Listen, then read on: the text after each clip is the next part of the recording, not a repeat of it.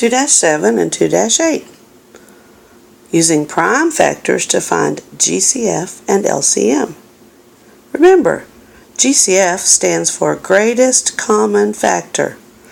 It's the largest factor two numbers have the same. Factors are numbers that multiply to get a number. So the biggest one, they have the same. The strange thing about GCF is even though it says greatest common factor, it's usually a smaller number. It's not a giant number. It's not giant common factor. It's greatest.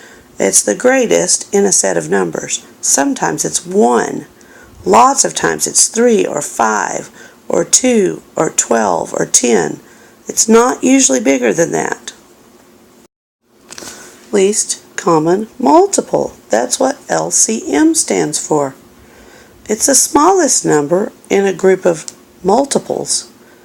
Multiples are like if you were doing the multiples of 9, you would say 9, 18, 27, 36. You're actually going 9 times 1 is 9, 9 times 2 is 18. Those are the multiples. Multiples of 5, 5, 10, 15, 20, 25, 30, 35, 40, and so on and so forth. Multiples of 2, 2, 4, 6, 8. Multiples are like when you're counting by that number.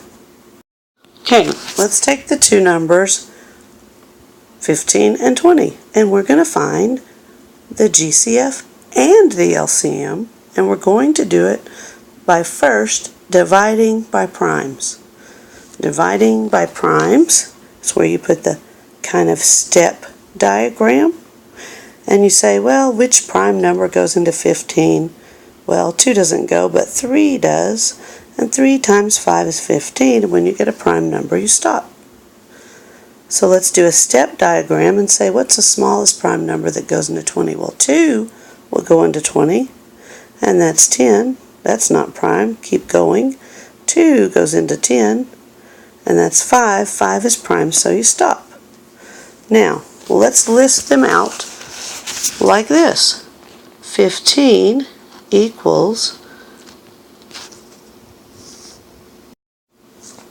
3 times 5, and 20 equals 2 times 2 times 5. Now, to find the greatest common factor, we're going to look for numbers that are the same in both of those. I call them twins. So, I'm going to ask myself, does 3 have a twin down here? No. Does 5 have a twin down here? Yes. So that's one set of twins. Now, I know you're thinking these are twins, but they're really not, because for these to be twins, you'd have to have a 2 up here. So it's just from here to here. Twins from the first number to the second. Okay, so we're going to take that twin and write it down. 5 is the twin. That's the GCF. If we had 2 twins, we'd multiply them together to get the GCF. So look, one of the twins got written down over here. That's 5 for the GCF. Now here's the really cool part. The least common multiple is everything that's left over. Everything except for this one 5.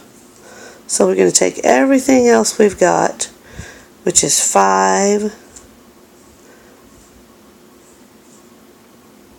and 2 and 2 and 3. So 5 and 2 and 2 and 3, we're going to multiply them.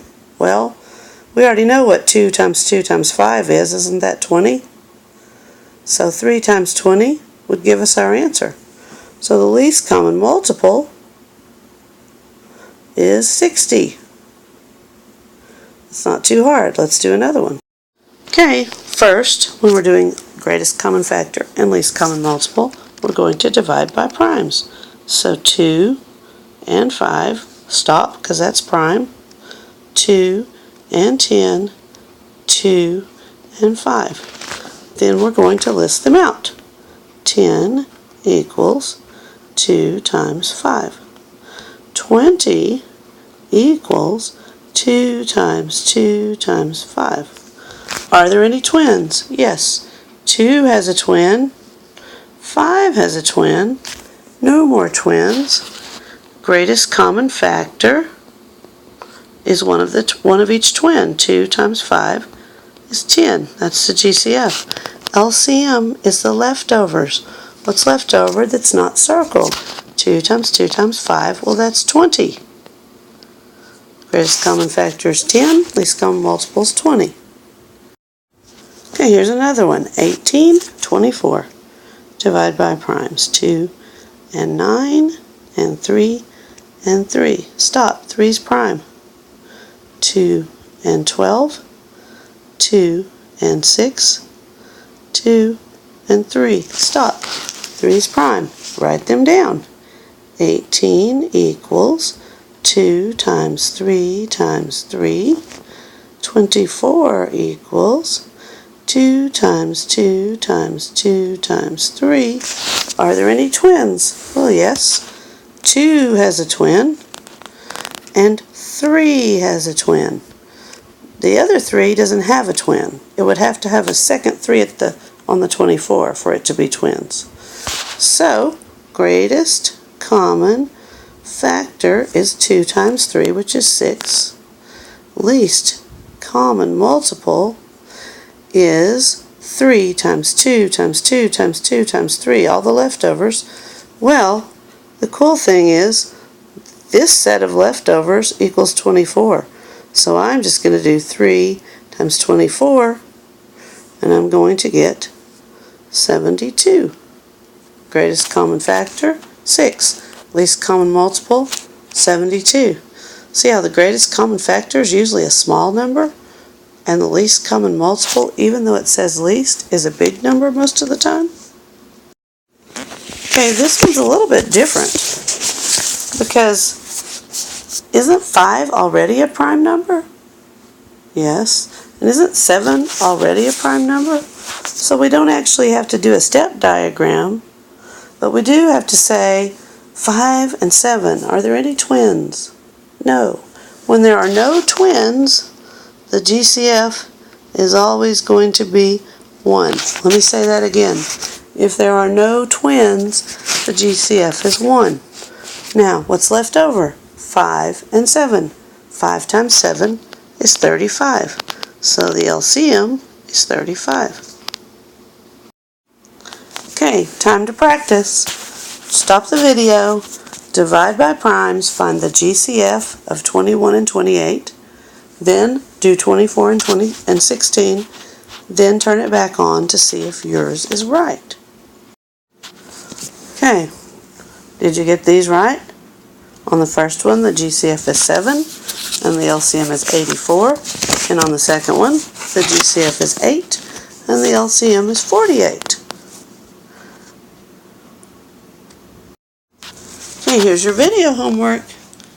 Make sure you show all your work. Remember, divide by primes, do the step diagram first, then list them out, find one of the twins, that's the GCF, and the leftovers are the LCM. Have a great night.